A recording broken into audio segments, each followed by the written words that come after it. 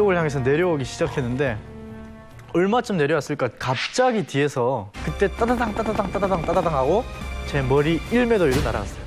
DMZ를 통해 탈북을 한다는 건 발견되는 즉시 북한 군인의 총을 맞을지도 모르고 지뢰밭 위를 두 발로 걸으며 남한까지 직접 걸어와야 하는 가장 위험한 탈북길이라고 할 수 있습니다.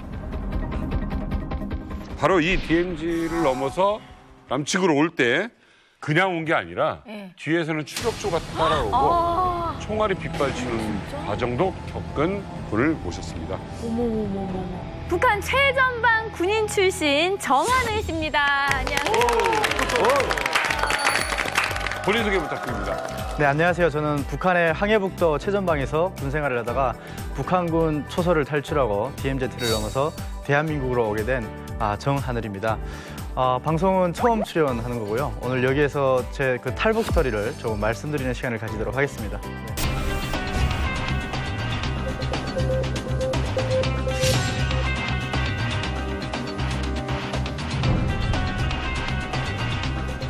북한은요, 밝힐 전기는 없어도 가지 못하게 막을 전기는 있어요. 이게 뭔 말이에요, 이게? 뭘 막아요? 그래서 어떤 명목하에 그런 전기가 설치되어 있냐면요. 2200V의 고압 전기 철조망이 전선 전 지역에 다 설치되어 있습니다. 진짜 전기 들어올까요? 네, 이제 들어옵니다. 우와. 눈으로 확인했었고요. 그리고 2200V 하면 여러분이 상상이 잘 안 가실 수도 있잖아요. 근데 거기에 멧돼지가 200kg, 300kg짜리 막 그리고 노루도 뭐 고라니 막 이런 게 걸리면 즉사합니다. 그냥 바베큐가 돼버려요, 진짜로. 터진다니까? 네.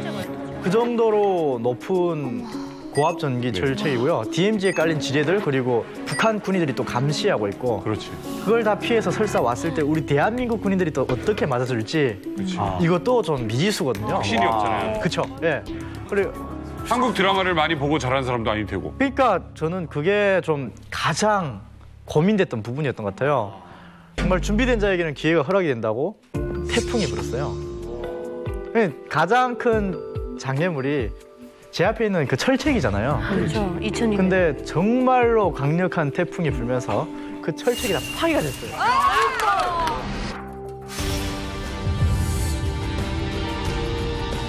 자, 감시되는 데 갔을 거 아니에요? 네.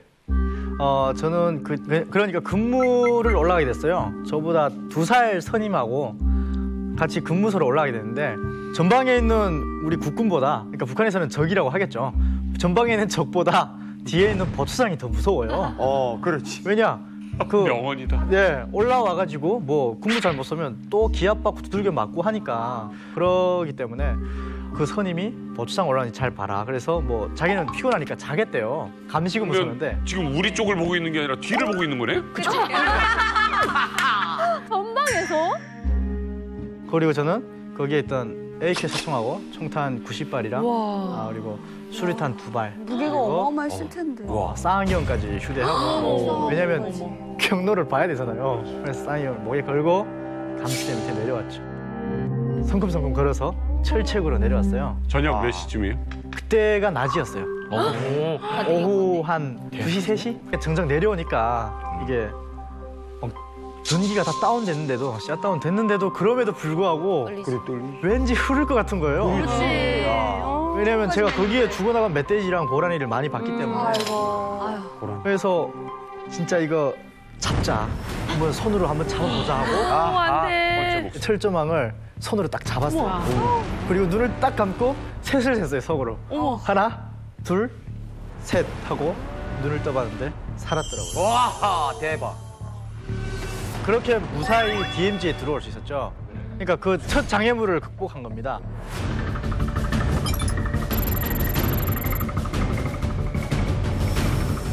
그리고 딱 들어오니까 DMZ에 들어왔는데 제가 생각지 못했던 그런 장애물을 만나게 됐어요. 감시대에서 내려다봤을 때는 DMZ 안이 정말 길어봤자 제 무릎까지 올 것 같은 그런 풀밭처럼 보였어요. 잔디밭? 뭐 그런 것처럼 보였었는데 정작 들어오니까 갈대밭이 쫙 펼쳐져 있는 거예요. 근데 갈대가 제 키를 넘었어요. 갈대밭 속에 인적이 없다 보니까 가시농풀이 굉장히 많은 거예요. 아, 네, 이런 게 엄청 보통 일 아닐 텐데. 네. 그러게요. 그래서 그걸 한 번 해치고 발을 이렇게 한 발자국 들어가지고 지식이고 이게 좀 그리고 또 한 번 해치고 또 지식이고 몸을 앞으로 향하고 그렇게 일보 전진 네 그런 식으로 좀 내려왔던 것 같아요. 끔찍하다. 힘들고. 그러다 보니까 이게 가시농풀 때문에 전투복이 찢어지기 시작하고 피부가 긁혀가지고 피가 흐르기 시작하는 거예요. 아, 어떡해.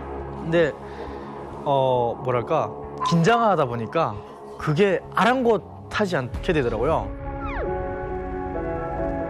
근데 지금 궁금한 게 그게 어차피 목적지를 정해두고 가야 되잖아요. 제가 아까 쌀한박 초소라고 먼저 언급을 했던 그 초소를 제가 타겟으로 정하고 DMZ에 띄워둔 건데 그 초소가 제가 태풍 때문에 강물이 엄청나게 많이 분 거예요. 그래서 강이 있었구나. 네, 그 강을 건너서 그 초소로 갔어야 되는데 실패했어요, 제가.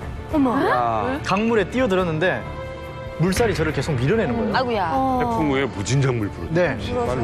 그리고 제가 무기도 메고 있고 군복도 입고 있는 상태니까 맞아요. 몸 하나만 겨우 이렇게 지탱할 수 있는데 계속 기술으로 밀려 내려가가지고 그래서 저는 그냥 저기를 포기해야 되겠다.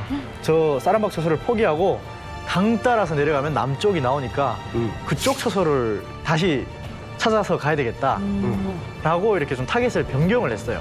제일 가까운 초소를 가기를 포기한 거죠. 좀 더 대신에 거리가 늘어나게 된 거죠. 안전한 곳을. 예.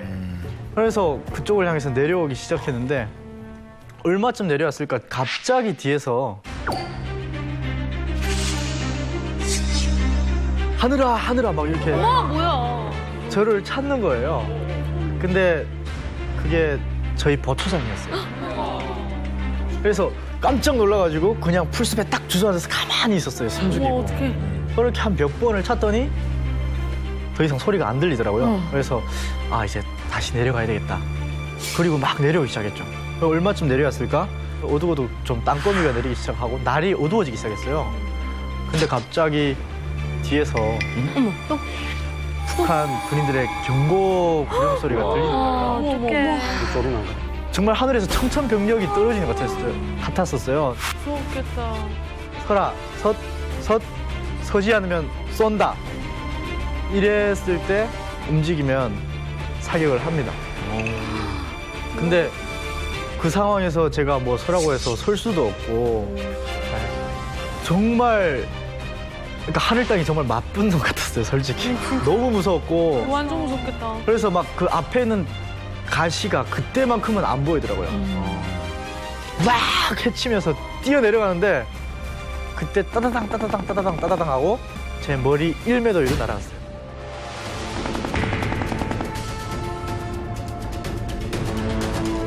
그런 상황을 저는 영화 속에서만 봐왔지 그리고 제 눈앞에 펼쳐질 거라는 정말 꿈에도 생각 못했었는데 갑자기 총알이 막 날아가고 하니까 그 자리에 쓰러졌어요.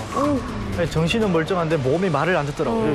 무서워서. 예, 막 그게 들어온 게 후회가 되기도 하고 제가 산 인생이 정말 길지도 않은데 그 인생이 주마등처럼 막 지나가는 거예요. 그리고 부모님 생각도 잠깐 나면서 눈물이 핑 돌더라고요. 어떡해. 그러면서 드는 생각이 정말 마지막에 실오라기 막 지푸라기라도 잡고 싶은 심정으로 하늘을 보면서 저 위에 누군가가 있으면 제발 좀 살려주세요. 와. 마음속에 부르짖음이 나오더라고요. 야.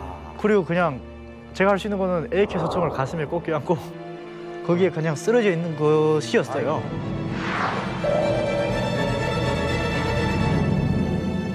남쪽이 어디 쪽이라는 건 알아요. 그 방향은 자꾸 내려갈 수 있는데 그럴 엄두가 전혀 안 나더라고요. 그래서 다음날 날이 밝으면 가자. 날까지 송와. 그렇게 판단을 하고 정말 초긴장 상태에서 잠을 자긴 자는데 뭐 정말 잤다고 하면 그건 뻥이고요. 그냥 정신만 살짝 가물가물한 상태로 그렇게 하룻밤을 보냈던 것 같아요. 갈대밭 사이로 얼마쯤 내려왔을까? 우리 한국군 초소들이 보이기 시작한 거예요.